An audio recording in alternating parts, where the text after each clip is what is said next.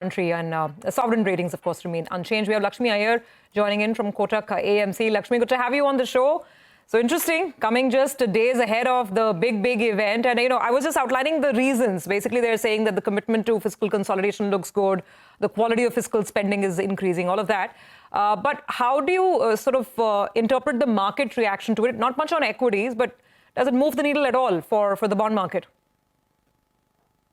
Well, if you ask me, in the very near term, will it have a significant impact? Would be the answer is probably not. But it's definitely a huge psychological or a sentiment booster, because this is kind of crystallizing two things, at least in the mind for now, that this gives a lot of confidence or a leg up to the foreign investor who otherwise has been kind of doing a little bit of fence sitting, both on the equities and fixed income side. They've been kind of dribbling money into the markets very recently. So I think that leg up comes in very close to that, index inclusion actual date slated for the end of this month.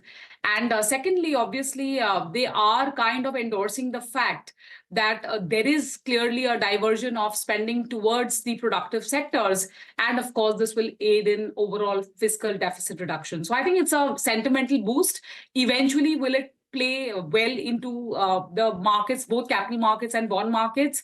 The answer is yes, but don't expect miracles overnight. Lakshmi, I'm surprised you're saying FPIs are fence-sitting when it comes to the bond market. They've pumped in 50,000 crore rupees, right? The net outflow from the equity market is about 20,000, but 50,000 crores has gone in. So just your thoughts, because you mentioned the index inclusion as well. From a FPI flow perspective, further movement of flows and then the movement of yield, what are you envisaging as we actually get to that event of the inclusion? Yeah, so the pace at which they were deploying has obviously slowed down, because US yields also have been playing a very critical role at 4.5 levels on the US 10-year. There is obviously some natural tendency to buy the US treasuries also, and obviously the gap between the both yields are pretty narrow. So that is number one. Number two is obviously compared to equities, they've been pumping in more money into Indian fixed income. And we believe that trajectory is likely to continue. Announcements like these, though there is no actual rating upgrade, but at least the FPI making an allocation to India will definitely consider this as a positive stroke to lead into better outcomes as we march ahead.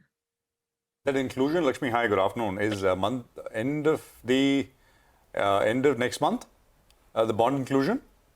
Yeah, 28th of June. 28th of June. By the way, we get stock market types and we ask them about the election outcome and what markets will do. Let me put that to you from a bond market perspective, Lakshmi. What are your thoughts? What's the buzz around elections? Because that's a big one. Yeah, so the bond markets already got their buzz or bazooka through the dividend payment, to the government. So I think that was a bigger news, and definitely, the outcome on the politics front is important. But I think the outcome on the policy will assume more significance for the bond markets. And of course, it's an interplay of both these events, a few days apart. So I think the sentiment definitely will get a massive boost. So, if you're looking at a vociferous, majority, stability is not something which people are doubting.